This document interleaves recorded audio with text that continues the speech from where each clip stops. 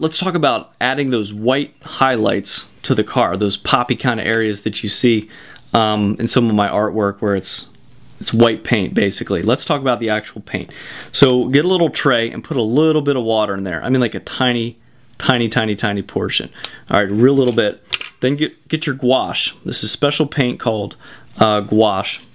I've used whiteout before, like when I was at school, but squeeze a real little bit in like that.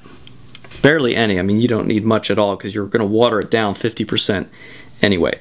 So don't worry about squeezing a lot out. You're not even going to use it all, guaranteed. All right, so get your paint and your water, and what I like to do is mix together about half of the paint like that. And get it. You want a real thin little paintbrush, something like crazy thin like this.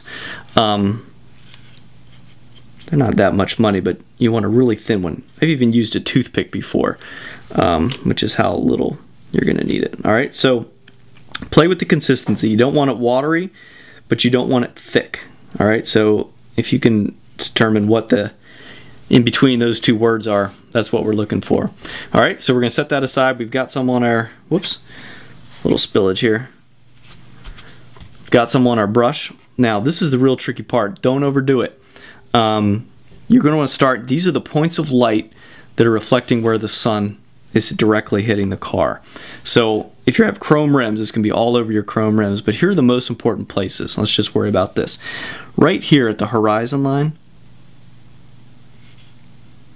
there's always a nice bold line like that. Now I need a little more water. I can tell that's not applying as nice as I want. There we go. And then we're going to add a real nice one here, here. And the way I'm getting that effect is I'm dragging it and then pushing down right where I want that main bulgy part to be. And then just a little dot here, here, here, and just a few dots here. All right, so real subtle, but look how it makes it pop. It really looks like it's shiny and reflective. Now you're going to be tempted to want to go crazy and put white paint all over it. Look, don't. All right, use it sparingly.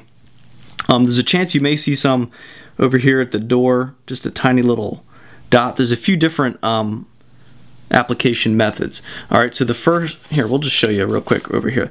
The first is like dragging it and then pushing down and then dragging it out again. That's how you get that effect. The second is just a dot. It's a teeny little dot like that.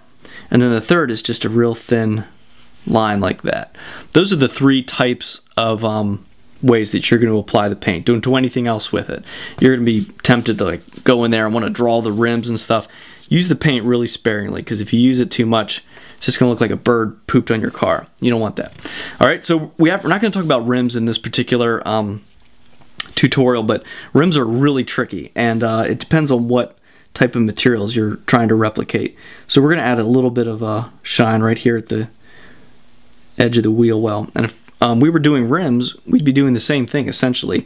Dots in a straight line. So dot here, here, here, here, and all the way down. And then using our drag method like this, that's how we'd create some of the lines around the rims if it's something really reflective like chrome. All right, so the trick is get the right material, get this gouache, water it down, and practice, practice, practice. And take a look at cars and magazines and on the street too, and you'll see how that shine looks in real life. Remember not to go overboard with it, and it's going to look awesome. All right, so go practice, have fun with it, and it's going to look amazing.